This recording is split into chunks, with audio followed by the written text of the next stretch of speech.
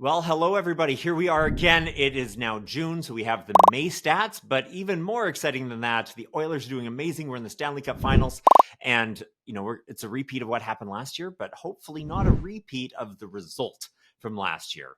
Real estate's a bit different this year. Hopefully hockey will be too. But let's talk about what's going on in real estate here for a little bit. Jay, what's going on in May? Hey, Josh, thanks for having me. I'm looking forward to go through these numbers with you guys here today. So we're going to do what we always do. Let's start talking about inventory. We've seen a jump. Like April, we had 5436. This in May, we had 6,520 units. So we've absolutely seen an increase in inventory. There's a little bit of people wondering, hey, what's going on? Is this going to continue? We definitely want to start and keep our eyes on inventory. This might be good news if you're a buyer. We'll see what happens. Sales have jumped though, right? So April was 2,710 sales, and in May we were up to 2,967. So we've even seen a jump in sales.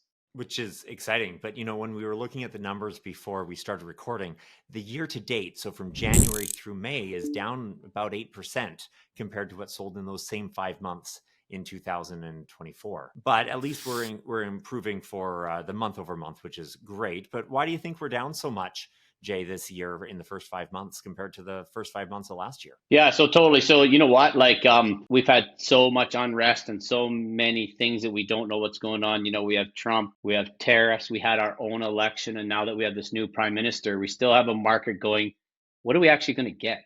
And so I think until we have some certainty, that's probably why it's a bit volatile, right? So we'll hang on and see now that we have everything sort of set up and we're starting to see signs.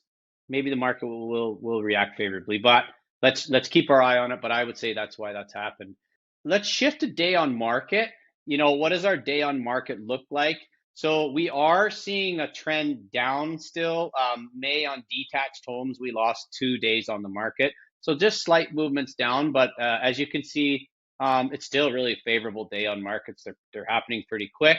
A rate of change. So if you look here in detached, we lost 0.3, which is a tiny percent. Year over year, we're still up, 6.6% though.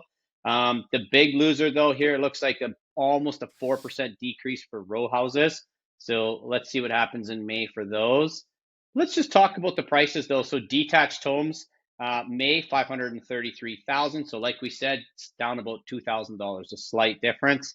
Semi-detached homes, we've seen a little bit of a kick up, $10,000, up to 435 from 425. Townhomes, that's the one we were talking about, 322 down to 310,000 for the month. And then of course we're at apartments, right? Dropped again a little bit to 199 from really fantastic April.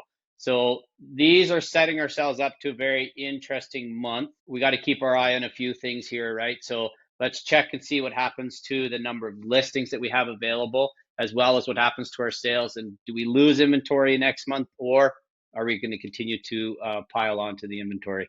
And you know what? For those who are worried about prices just getting out of control, having an increase in inventory kind of suggests that prices might be a bit more stable over the next little bit. So it's not necessarily time to freak out, but if you're well positioned to purchase, it's still a good stable market to do that in. So if you like this content, please click on like, subscribe, maybe comment, follow us for more updates. We come here every single week. We're even going to have 2 updates this week because the Bank of Canada announcement is tomorrow.